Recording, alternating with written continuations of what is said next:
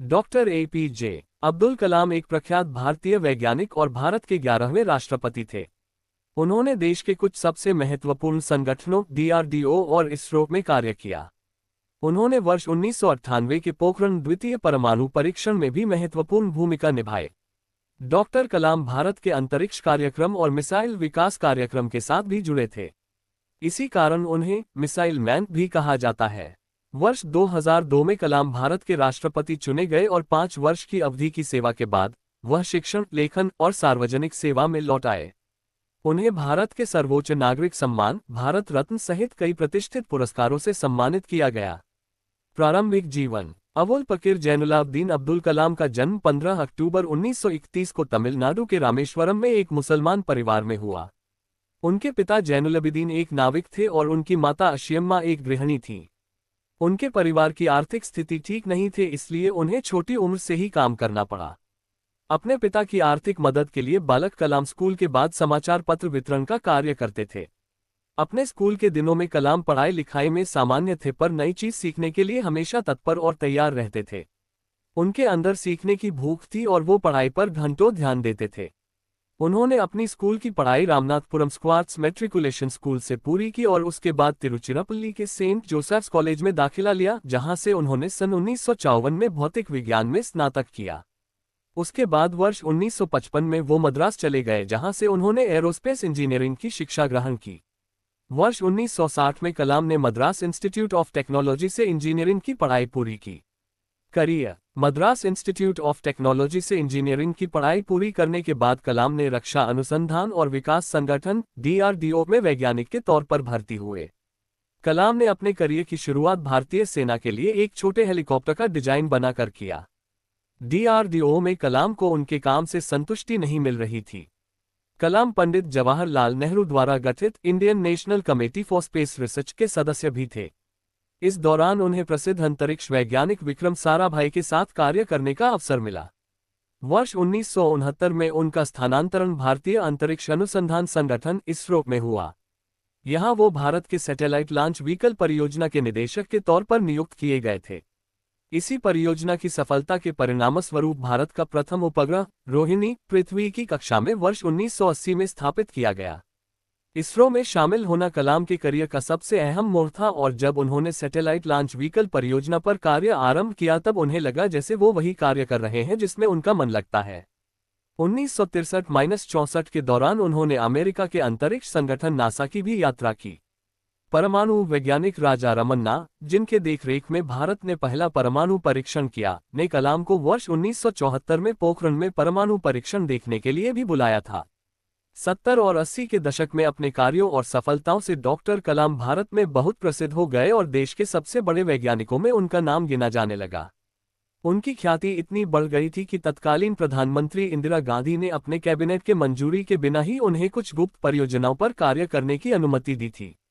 भारत सरकार ने महत्वाकांक्षी integrated guided missile development program का प्रारंभ डॉक्टर कलाम के देखरेख में किया। वह इस परियोजना के मुख्य कार्यकारी थे। इस परियोजना ने देश को अग्नि और पृथ्वी जैसी मिसाइलें दी है। जुलाई 1992 से लेकर दिसंबर 1999 तक डॉक्टर कलाम प्रधानमंत्री के वैज्ञानिक सलाहकार और रक्षा अनुसंधान और विकास संगठन डीआरडीओ के सचिव थे। भारत ने अपना दूसरा परमाणु परीक्षण इसी दौरान किया था। उन्होंने इसमें एक महत्वपूर्ण भूमिका निभाई थी। आर चिदंबरम के साथ डॉक्टर कलाम इस परियोजना के समन्वयक थे।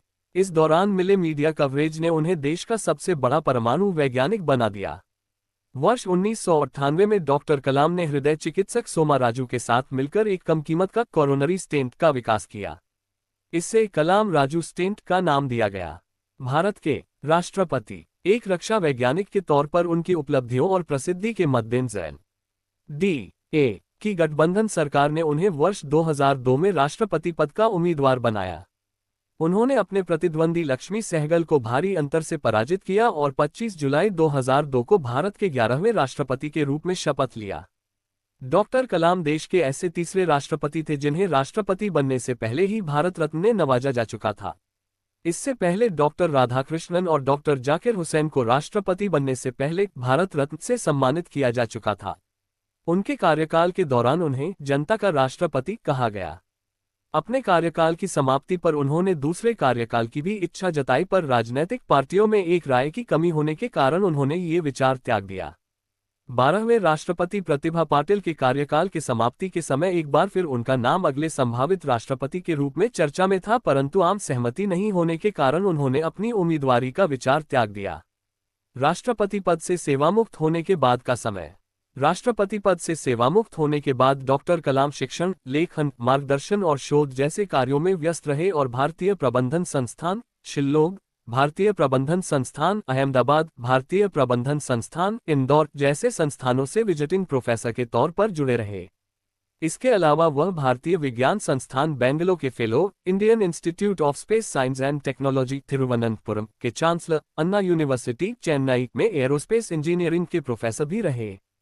उन्होंने IIT हैदराबाद, बनारस हिंदू यूनिवर्सिटी और अन्ना यूनिवर्सिटी में सूचना प्रौद्योगिकी भी पाया था। कलाम हमेशा से देश के युवाओं और उनके भविष्य को बेहतर बनाने के बारे में बातें करते थे। इसी संबंध में उन्होंने देश के युवाओं के लिए व्हाट कैन आई गिव पहल की शुरुआत भी की, जिसका उद्देश्य भ्रष्टाचार का सफाया है। देश के युवाओं में उनकी लोकप्रियता को देखते हुए उन्हें 2 बार 2003 और 2004 MTV youth icon of the year award के लिए मनोनीत भी किया गया था। वर्ष 2011 में प्रदर्शित हुई हिंदी फिल्म आई एम कलाम उनके जीवन से प्रभावित है। शिक्षण के अलावा डॉक्टर कलाम ने कई पुस्तकें भी लिखी, जिनमें प्रमुख है India 2020, a vision for the new millennium, wings of fire, an autobiography, ignited minds, unleashing the power with in India, mission India, indomitable spirit आदि।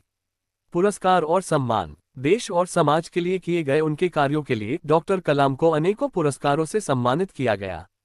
लगभग 40 विश्वविद्यालयों ने उन्हें मानद डॉक्टरेट की उपाधि दी और भारत सरकार ने उन्हें पद्म भूषण, पद्म विभूषण और भारत के सबसे बड़े नागरिक सम्मान भारत रत्न से अलंकृत किया।